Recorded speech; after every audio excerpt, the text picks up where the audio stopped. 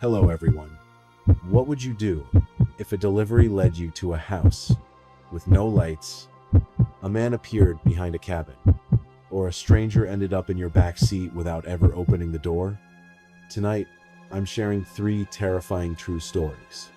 They start with a simple delivery, but none of them end normally. So before we begin, ask yourself, would you have made it out?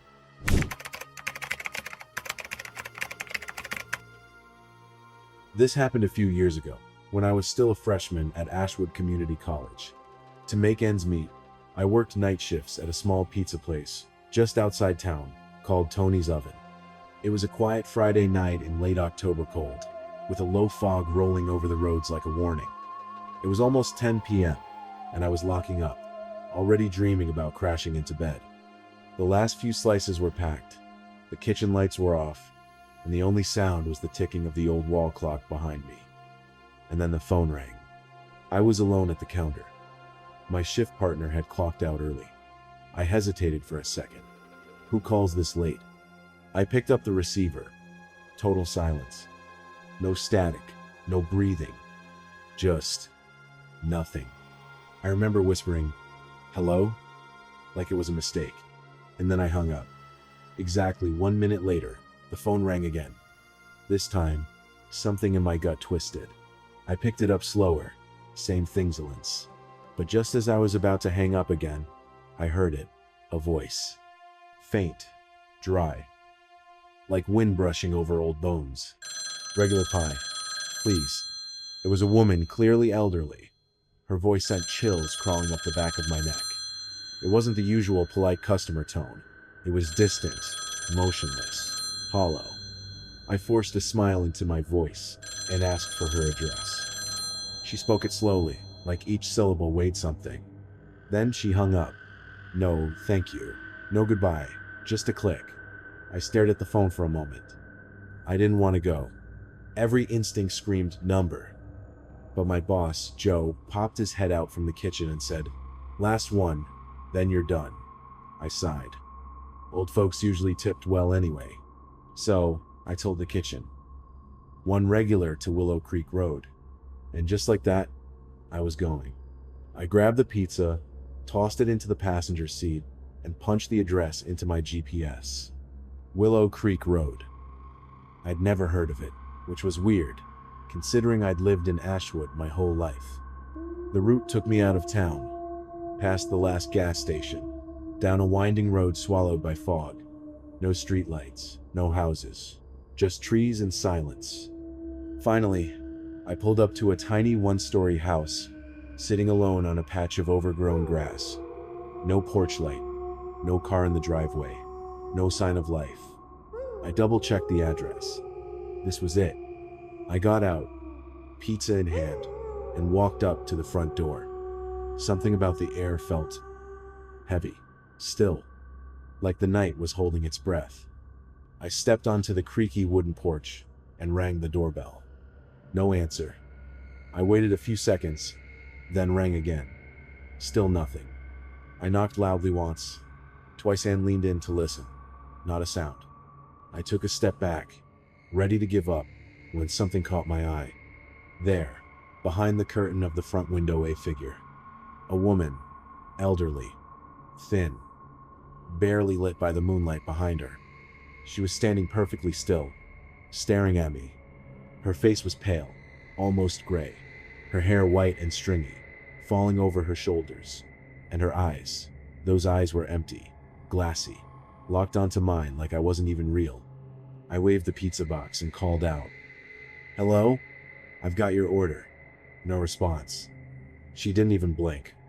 So I raised my voice. "Ma'am, your pizza?" That's when she smiled. It wasn't a warm smile. It wasn't even human. It was wide, stiff, unnatural, like her skin didn't know how to bend. That smile didn't feel like welcome. It felt like warning. My heart sank. I knew I shouldn't be here, but I couldn't move. I just stood there, frozen. That smile stuck to her face like it had been painted on. It wasn't just creepy, it was wrong. Like her mouth was trying to imitate something she didn't understand. The kind of grin you'd expect from a mannequin, not a living person. I finally snapped out of it and backed away slowly.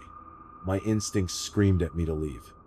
I turned, walked briskly back to my car, and placed the pizza box on the passenger seat. My hands were shaking. I grabbed my phone to text Joe, my boss. Something like, "Weird house. Lady's not opening the door. Real freaky." I hit send, then paused. Something told me to look one more time. Just one last glance. Big mistake. I turned my head to the right, and she was there, right outside my passenger window. Not behind glass, not in the house. She was there, inches from me. Same empty stare, same awful smile, like she glided across the yard without a sound. I didn't even scream, I just floored it.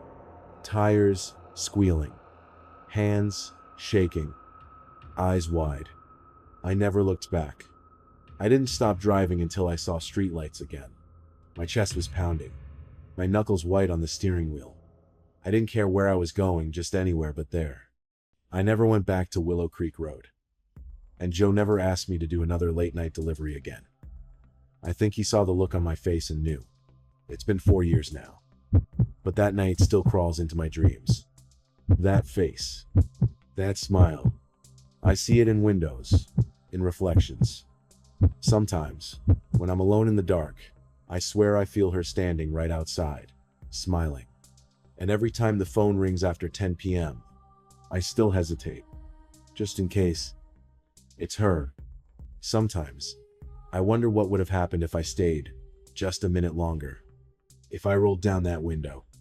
If I asked her what she wanted. But deep down, I know I was never supposed to be there. That house, that smile, they weren't meant for the living. I've moved to another state since then. New town, new job, but I still live her food. I can't. And every now and then, when the air gets still and the night feels too quiet, I swear I see her again. Not in person, just behind my eyes. Still smiling, waiting, because some deliveries should never be made.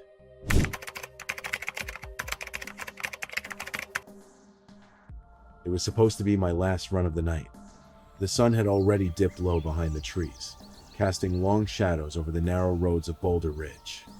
I was 20, broke, and working part-time at a hole-in-the-wall pizza shop called Pine Slice Pizza, just trying to survive summer before college picked back up. Business had been slow all day. I was about to clean up when the phone rang with one final order, a delivery to a cabin way out near the edge of town. I didn't think much of it at first, just another lonely house, another tip. But something about the address stuck out. It wasn't familiar. And even Joe, my boss, gave me a weird look when he handed me the slip. "Far out," he muttered. "Be quick, yeah?" I nodded, grabbed the box, and headed for my beat-up '99 Civic. Didn't realize I was driving straight into something I'd never forget. The GPS took me through roads I'd never seen before, narrow, winding, swallowed by trees on both sides. Cell service vanished about 10 minutes in, and the deeper I drove, the more the air seemed to press in on me. Eventually, pavement gave way to dirt and gravel. My headlights were the only thing slicing through the thickening dusk. The forest grew denser, darker. Branches scraped the roof of my car like bony fingers as I crawled up a narrow incline. Then, at the top of a hill, opened. There it was. A small, weathered cabin sat alone in a sea of tall grass. No car, no lights. The kind of place that exists. I pulled up to the edge of the overgrown lawn and parked. My engine cut off, leaving only the sound of the wind moving through the trees, and nothing else. No signs of life, just stillness. I grabbed the pizza, stepped out, and shut the door behind me, maybe a little too hard. I walked up the uneven path, grass brushing against my shins. The closer I got, the more the place felt abandoned. The wood siding was cracked, the windows fogged over with grime. There was no front door, just a crooked frame where one should have been. That's when I noticed it. A faint creak coming from inside. I stepped closer, cautiously peering into the dark interior. It was too dim to make anything out clearly, but then I heard footsteps. slow, dragging, across old wood. They stopped right at the doorway. I froze. There was a peephole embedded in the frame, just one. I couldn't see who or what was on the other side, but I felt eyes on me, heavy, watching. Swallowing hard, I called out, pizza delivery? No answer. Only silence. I shifted on my feet, unease, crawling up my spine. Something wasn't right. Then, from inside, a low, gravelly voice finally replied, "Bring it around back." My grip tightened on the pizza box. Something about the voice didn't sit right. It was too dry, too calm, like it hadn't been used in years. "Sir?" I called out. "You want me to leave it at the door?" No reply. Just that same heavy silence. I looked back toward my car, the urge to leave pounding in my chest. But then I thought about my boss, Joe. He wasn't the kind of guy to take excuses lightly. Last time I brought a pizza back, he made me pay for it myself. So, I took a deep breath and stepped off the porch. The grass in the backyard was even taller, my jeans soaked from the dew. As I moved around the side of the cabin, the trees pressed closer, like they were leaning in to watch. I reached the back. There it was, a patio, half collapsed. A wooden table surrounded by 4 chairs. And in one of them, someone was already sitting. Still, silent, facing away. They sat perfectly still, shoulders slumped, head tilted slightly downward. Gray hair hung loosely behind their neck, like it hadn't been washed in months. I stopped a few feet away, clutching the pizza box like a shield. "Excuse me?" I said, voice cracking slightly. No reaction. The sun had all but disappeared, and the shadows made it hard to tell whether they were even breathing. But something told me they were aware of me. I stepped closer, just 1 foot, and said louder, "Sir, I've got your order." Still no movement. Not a twitch. Not even a flinch. The only sound was the creaking of the wind through the dying trees, and then a voice. Not from the person in the chair, from behind me. "Over here," it said. I spun around so fast I nearly dropped the pizza. Standing at the far corner of the house, just barely peeking around the edge, was a man. Mid-40s maybe. Grimy hoodie, wild eyes, and a smile that didn't belong on any sane human's face. "Come here," he grinned. "I want to show you something." For a moment, I couldn't move. That smile too wide, too still stretched, across his face like it was stitched there. His head tilted just slightly as he beckoned again. "Come on, just for a second." My legs finally caught up to my brain. I turned around, still gripping the pizza like it meant something, and bolted. I didn't look at the figure in the chair. I didn't want to. I didn't need to. Whatever was sitting there, whatever let that man sneak up behind me, it wasn't normal. I tore through the tall grass, heart slamming in my chest. The sharp edges cut my arms as I pushed through, branches scratching at my jacket like claws. My foot slammed the gas pedal before I even shut the car door. Gravel kicked up behind me as I reversed, then slammed the gear into drive. I didn't stop until the cabin disappeared behind a wall of trees. Only then did I let myself breathe. My hands were trembling, my shirt was soaked in sweat, and somehow, through it all, I was still holding the damn pizza box. About 20 minutes later, I finally pulled off the road and called the sheriff's department for gas station payphone. I gave them the address, told them everything. Well, almost everything. I left out the part where I nearly peed myself. They got back to me the next day. "There's no one out there," the deputy said. "That cabin's been abandoned for years. No power, no plumbing, no registered occupants." I didn't respond, just hung up slowly. I still wonder what was sitting in that chair. And the man behind the house, what was he trying to show me? Sometimes, in the middle of the night, I replay it. That smile, that voice, and every time, I'm thankful I didn't stay long enough to find out.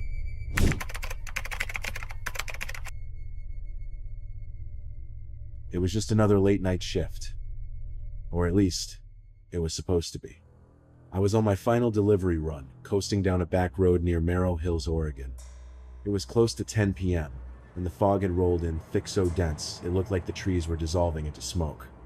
The further I drove, the quieter it got. No headlights behind me, no houses, no sounds, just the soft hum of my engine and the occasional crack of a branch under my tires. My breath fogged the windshield, even with the heat on. I kept glancing at the rearview mirror for no real reason, just nerves, I told myself. The GPS showed I was 10 minutes away from the drop-off point, but I already felt like I'd crossed into the middle of nowhere. I'd done this route before, but tonight, something felt wrong, like I wasn't alone, even though I hadn't seen another soul in miles. I was maybe 2 miles from the house when it happened. Out of nowhere, someone leapt from the trees and stumbled into the road directly in front of my car. I slammed the brakes, hard. The sickening thud of impact echoed through the night. The whole car jolted. I threw it into park, heart hammering, hands shaking, and jumped out. There he was.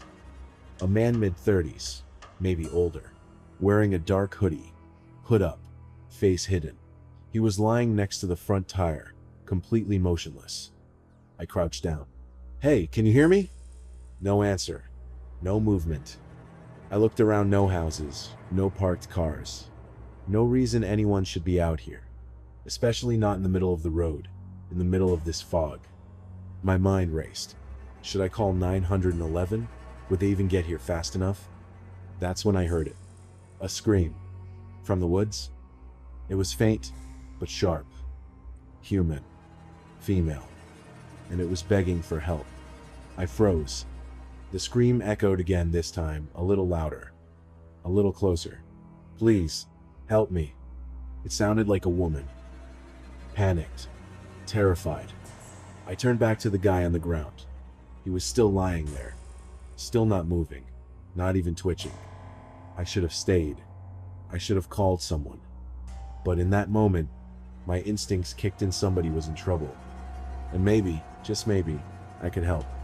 "I'll be right back," I muttered, like the unconscious man could actually hear me. I grabbed my phone and no signal. Of course. I glanced into the trees. The fog was thicker in that direction, like it was swallowing the sound. 1 minute, I told myself. Just one. Then I'd come back, check on the guy, and call for help when I got a signal. I took a deep breath, stepped off the road, and into the woods. Leaves crunched under my boots. The scream didn't come again. But suddenly, the silence was worse. The forest swallowed me whole. Every step felt heavier. The fog clung to my skin like wet cotton, and the deeper I went, the more the world seemed to narrow. The air grew colder, thicker. "Hello?" I called out, voice trembling. "Is someone there?" No response. The scream was gone, completely, as if it had never happened. Branches creaked above me. Something snapped underfoot, but it wasn't me. It came from behind. I spun around, but saw nothing but silhouettes of trees and the shifting curtain of fog. My breath came in short bursts now, misting in front of my face. And then I saw it. A figure, half hidden behind a thick pine. Not moving, just standing there. I couldn't make out details, but I knew they were staring at me, watching, like they'd been there long before I'd arrived. My heart thundered in my chest. I backed away slowly, careful not to trip. Whatever was behind that tree, it wasn't screaming. It was waiting. I didn't wait to find out what or what was. I turned and ran, crashing through brush and branches like something was right behind me. I didn't care how loud I was. I just needed to get out. Back on the road, I spotted my car through the fog like a lifeline. I sprinted toward it, lungs burning, legs trembling. But then I stopped. The spot where I'd hit the man, it was empty. No one was lying on the ground. No body, no trail, not even an imprint in the dirt. I checked under the car, around the trees, nothing. I hadn't imagined it. I felt the impact. I heard it. That thud was real. A sick chill rolled through me. Had he gotten up? Was he hiding? Watching me from the woods? I couldn't shake the feeling that I'd been part of something planned. Like I'd stepped into a trap and they'd just let me go. But why? I climbed into the car, locked the doors, and started the engine. I didn't even care about the delivery anymore. I just needed to get away. The rest of the drive was a blur. I barely looked at the GPS. I just followed the route until I reached the house. It was a small, one-story ranch with a porch light flickering weakly through the fog. Normal, safe looking. Like none of what just happened could touch this place. I grabbed the pizza and walked up to the door, trying to steady my breathing. A middle-aged woman answered. Friendly face. Hair tied back. She smiled, but her expression shifted almost immediately. Her eyes drifted past me over my shoulder, then narrowed, confused. I offered a nervous smile. Your order. She didn't take it right away. Instead, she asked, slowly, cautiously, they let you guys bring delivery partners now? My blood ran cold. I blinked. What? She nodded her chin toward the car parked behind me. I just saw someone sitting in your back seat, she said. I didn't turn around. I couldn't. My throat tightened. My hands went numb around the pizza box. I forced myself to look. There, through the fogged-up back window of my car, was a figure, sitting perfectly still in the middle of the back seat, head down, shoulders hunched. From where I stood, I couldn't see the face. I didn't want to. I turned back to the woman, whispering, "Can I use your phone?" She handed it over without a word. I called 911. The dispatcher said someone would be there in minutes. We both stood on the porch in silence, watching the car, waiting, not moving. When the cops arrived, they searched the vehicle top to bottom. No one inside. But on the floor behind the driver's seat, they found a knife. A long one, stained, still damp. They never found the man. Never figured out where he came from or how he vanished. But every time I drive now, I check my mirrors. Twice. Because sometimes you don't hit something in the road. Something steps in to ride with you. And now I have to ask you, have you ever experienced something like this? A strange delivery? A face at your window? Or something in the back seat that wasn't there before? If you have a story, even just a weird feeling that never left you, drop it in the comments below. I'd love to read it, and maybe share it next time. And if there's a creepy encounter you want me to cover, you know what to do. Thanks for watching. Stay safe. And always, check your mirrors.